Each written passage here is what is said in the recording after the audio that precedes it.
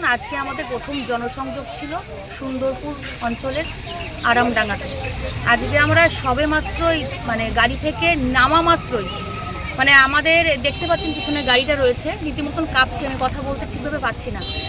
যে সারা পশ্চিমবাংলায় তৃণমূলীরা যেভাবে সন্ত্রাস করছে, যেভাবে মানুষের প্রতি মানুষের মানে এত হিংস্র হয়ে গেছে, তার যে জলজ্যান্ত প্রমাণ আজকে আমি হব আমি নিজেও বুঝতে পারছি না। আজকে আমার এই গাড়িতে আমার চারটা মেয়ে ছিল, ওরা মানে আমার গাড়ি সন্ত্রাসরা আমাকে টার্গেট করে মারার চেষ্টা করছিল, তৃণমূলের সন্ত্রাসরা।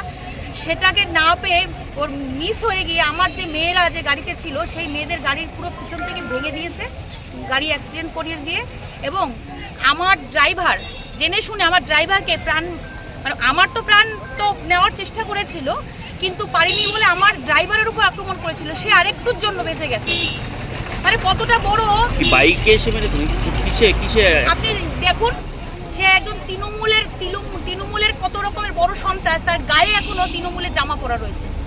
আমার তো মানে বিশ্বাসই হচ্ছে, আমার গা কাঁপছে যে মানে আমার সাথে এই বাগদায় আমি প্রার্থী হয়েছি বলে তৃণমূলেরা বুঝতে পেরেছে যে তারা গোহারা হারবে বলে আজকে আমার প্রতি আক্রমণ করছে। আমার প্রাণ নাশের মানে আজকে হয়ে যেত।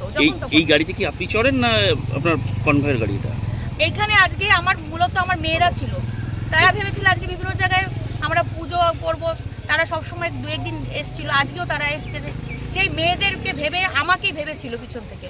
আর কয়েকটা সেকেন্ড যদি ওরা না বেড়ে যেত, ওদের তো কি হতো আমি জানি না। গাড়ির যা হাল অবস্থা হয়েছে, দাঁড়িয়ে থাকা গাড়িতে মেরেছে কি একদম, এখানে গ্রামবাসীরা সাক্ষী রয়েছে। পিছন থেকে এসে কোথা থেকে এসেছিল এই বাইক? পিছন থেকে ফ্রেশ রাস্তা, গাড়িটা একদম সাইডে আছে যেখানে কোনো কারো সমস্যা হওয়ার কথা নয়, গাড়ি যাবে গাড়ির মতন করে, কিন্তু ইচ্ছাকৃতভাবে আমার গাড়ি অ্যাক্সিডেন্ট করানোর জন্য আমাদের মানুষদেরকে যারা রয়েছেন মেয়েরা তাদেরকে মানে মারার জন্য, প্রাণ নাশ করার জন্য তারা কিন্তু এখানে এসেছিল। এবং দেখুন এই ছেলেটা নিজেও স্বীকার করছে যে তৃণমূলের একজন কর্মী, তৃণমূলের কোনো পদে রয়েছে।